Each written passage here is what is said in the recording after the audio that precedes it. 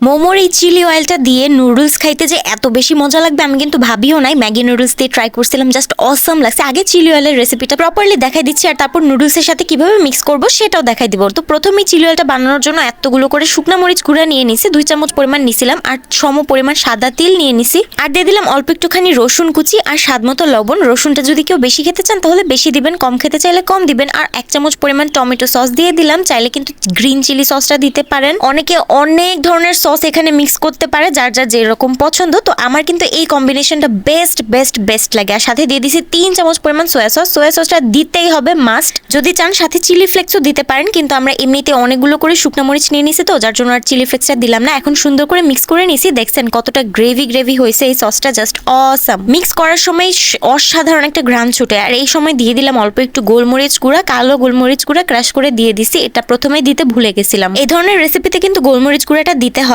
আর এই যে দেখেন আমার সসটা কত পারফেক্ট দেখা যাচ্ছে না, একদম পারফেক্ট একটা কনসিস্টেন্সি হয়েছে। এখন এর মধ্যে দিতে হবে গরম গরম সয়াবিন তেল। সসের মধ্যে যখন সব ইনগ্রেডিয়েন্টস মিক্স করতেছিলাম তখনই পাশে চুলার মধ্যে তেল গরম করতে বসাই দিছিলাম, আর সব মিক্স করার পরে 2 চামচ ভরে ভরে সয়াবিন তেল দিয়ে দিছি, আর সুন্দর করে মিক্স করে নিচ্ছি। চেষ্টা করবেন যতটুকু পসিবল মিক্স করার, কিন্তু এটা পুরোপুরি মিক্স হবে না, যেহেতু সোয়া সসও আছে। সোয়া সসটা তো পুরোপুরি তেলের সাথে মিক্স হয় না, একটু পানির মতো থাকে, তো যার জন্য আলাদা হয়ে থাকে। তো এই যে দেখেন মিক্স করা হয়ে গেছে। মোমোর মাস্টার সস বলা হয় এটাকে, মানে এটা দিয়ে মোমো খাইতে যে কি মজা লাগে, এটা এই সসটা ছাড়া মোমো খাইতে ভালোই লাগে না। আর এবার নুডলস দিয়ে যেহেতু আমরা আজকে খাবো, তাই এখানে 2টা মিস্টার নুডলস আনায় রাখছিলাম, ওই নুডলস গুলো দিয়ে আজকে বানাচ্ছি। 2টা নুডলস পানির মধ্যে, একদম অল্প পানির মধ্যে সেদ্ধ করে নিব, পানিটা ফেলে দিব না, পানিটা এটার সাথেই নুডলসের সাথেই শুকায় ফেলবো। কারণ আমরা জানি এই ম্যাগি নুডলস, মিস্টার নুডলস এগুলোর পানি ফেলে দিলে নাকি টেস্টটা চলে যায়। তো এই যে দেখেন পানি শুকায় ফেলছি, আর নুডলসটা ঝরঝরা আছে, মানে ভিজা আছে। তো একটা প্লেটে উঠায় নিলাম, আর সেম কড়াইয়ে অল্প একটু, জাস্ট নামমাত্র একটুখানি তেল গরম করবো, একদম অল্প একটু। এটা নুডলসের উপর দিয়ে পরে ছিটানো লাগবে,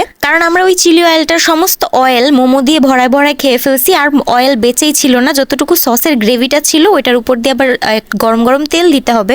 আমরা তো মোমো খাওয়ার পরে যেই সসটা বাকি ছিল ওটা দিয়ে নুডলস খাইছি। আপনারা করবেন কি, একবারে প্রথম চিলি অয়েলটা বানায় ওটার মধ্যে নুডলসটা ঢেলে দিবেন, বাস হয়ে যাবে। আপনাদের আর আলাদা করে তেল গরম করে নুডলসের উপরে দিতে হবে না। আমাদের তো সস শর্ট পড়ে গেছিল, এর জন্য তেলটা আসলে গরম করে দেওয়া লাগছে। তো এইভাবেই নুডলসের মধ্যে মিক্স করে নিলেই হয়ে যাবে, আর আলাদা ম্যাগি মশলাও দিতে হবে না। এইভাবে আমি প্রায় সময় নুডলস বানাই খাই। এখানে না ম্যাগি মশলাটা দিয়ে দিলে টেস্ট একটু অন্যরকম হয়ে যায়, বেশি একটা ভালো লাগে না খেতে, কিন্তু এইভাবে শুধু খাইতে যে কি মজা। এর কারণ হচ্ছে চিলি অয়েলের ফ্লেভারটা জাস্ট অসাম হয়। আপনারা যারা খাইছেন তারা তো অবশ্যই জানেন, আর যারা ট্রাই করেন না একবার ট্রাই করে দেখবেন। উপর দিয়ে কিছু সাদা তিল ছিটাই দিছি, দেখতে কিন্তু অনেক সুন্দর লাগতেছে, আর খাইতে তো টেস্টটা মাশাআল্লাহ লেভেলের।